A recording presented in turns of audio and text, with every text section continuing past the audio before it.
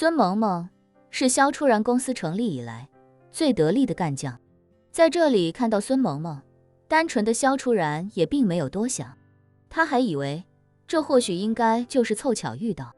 不料孙萌萌却来到他面前，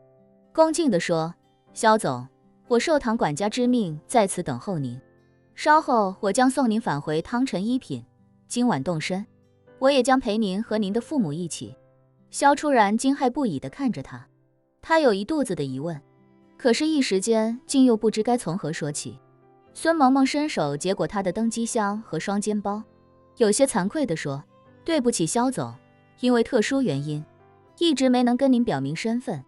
我是唐管家的手下，在您身边保护您的安全。萧初然回过神来，忽然苦笑一声，讪讪地说：我看是监视我才对吧？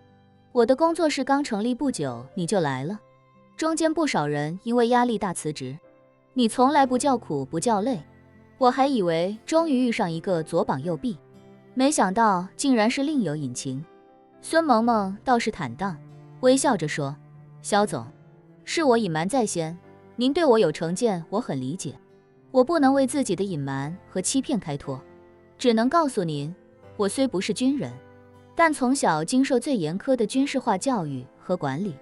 所以我和军人一样，以服从命令为天职，命令让我留在您的身边，我必须照做。萧初然问他：如果命令让你杀了我，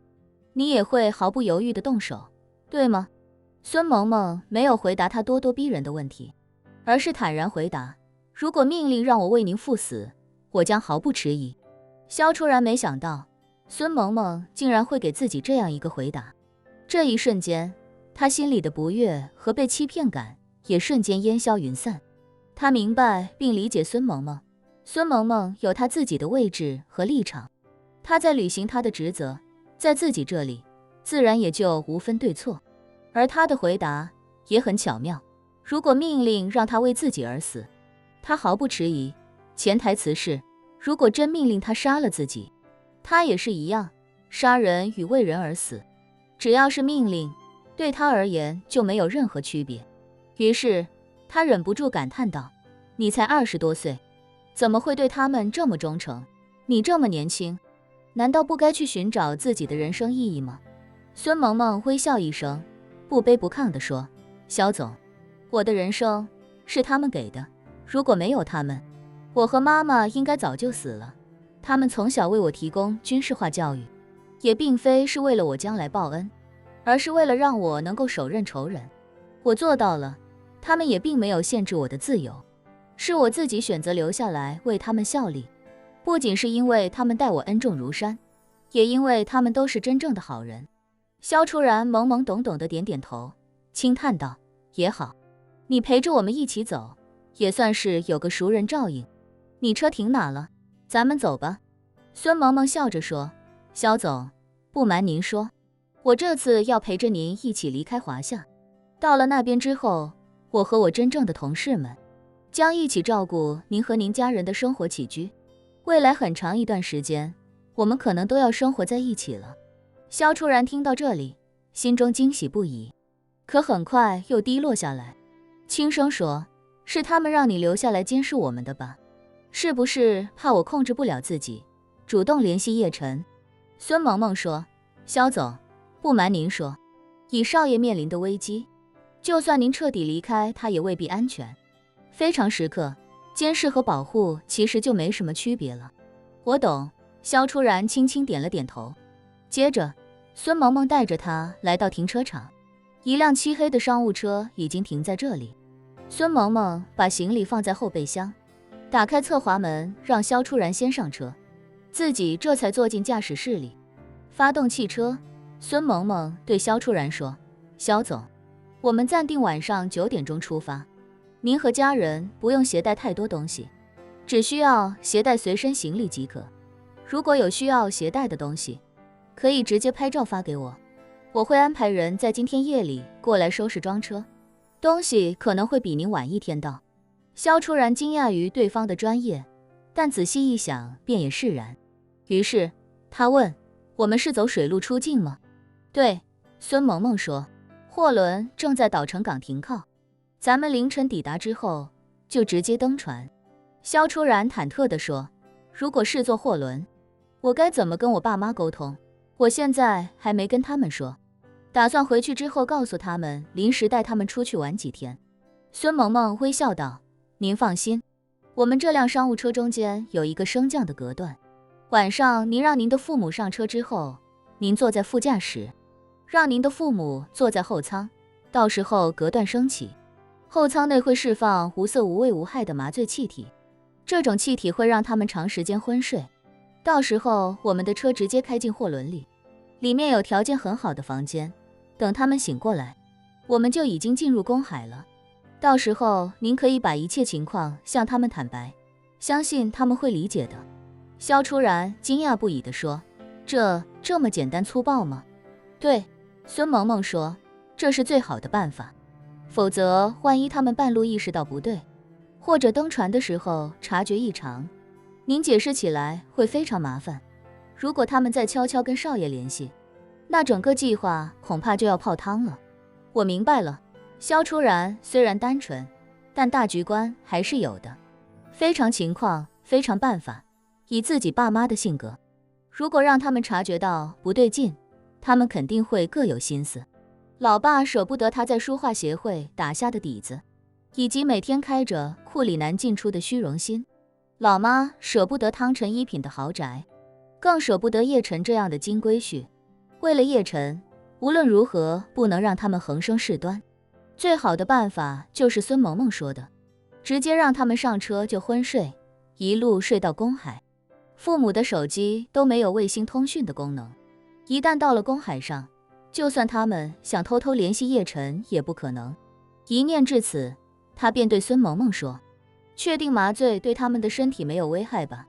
当然，孙萌萌坦然道，没有任何危害，只会让他们体验一次前所未有的深度睡眠。而且您放心，我们有一支15人的医疗保健团队，现在已经在船上了，他们携带了最先进的医疗设备，和我们一起走，以后这支团队就专门为您和您的家人服务。萧初然下意识说，这也太兴师动众了，不用这么麻烦的，只需要给我们一个可以正常生活的环境就好了。孙萌萌认真道，萧总，或者我该叫您一声叶太太，您是少爷的夫人，我们瞒着少爷把您和您的家人带走，已经是大逆不道了。如果不把您和您的家人照顾好，我们将来如何面对少爷？况且，我们并不是永远不让您和少爷见面，一旦少爷完成复仇大计，一切都会向少爷坦白，也不再限制您和少爷联系或者见面。如果这中间我们对您和家人有什么照顾不到的，少爷一定会怪罪。说到这，孙萌萌又补充一句，您和家人在那边的一切，我们都已经安排好了，佣人、园丁、保镖、医生、汽车司机、游艇司机、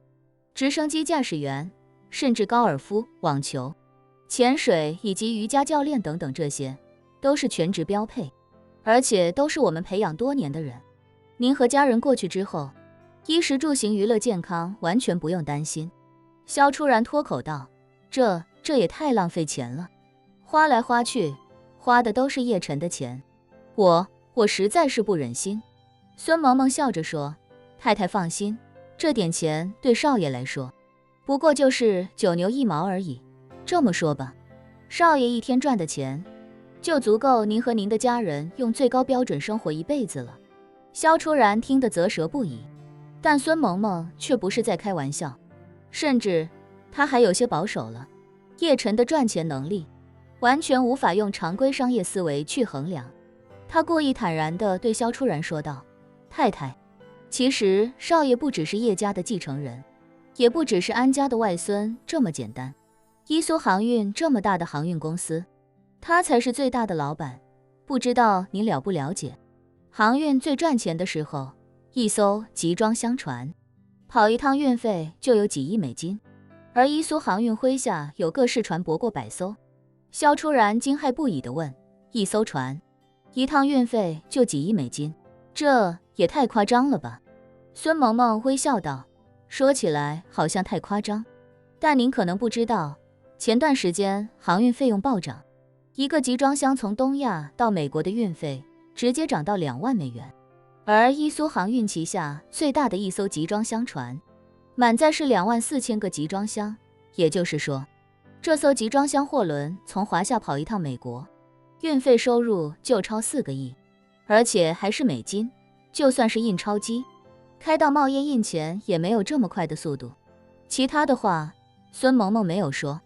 他知道，即便如此，伊苏航运的盈利能力，甚至也不如叶晨搞一场回春丹拍卖会。而萧初然一家3口在大溪地的所有生活成本，撑死了1年也花不了5000万美金，所以这就是真真切切的9牛1毛。而他之所以把伊苏航运的事情告诉萧初然，其实也是希望萧初然能够在心底放弃与叶晨再见面的想法。所有安承熙手下的人都知道，安承熙更希望萧初然能一辈子在大溪地衣食无忧，不要再回过头去跟叶晨见面。萧初然此时表情也有些惆怅，他愈发清楚自己和叶晨之间的差距大得无法想象。沉默片刻，他开口道：就按你们的计划来吧。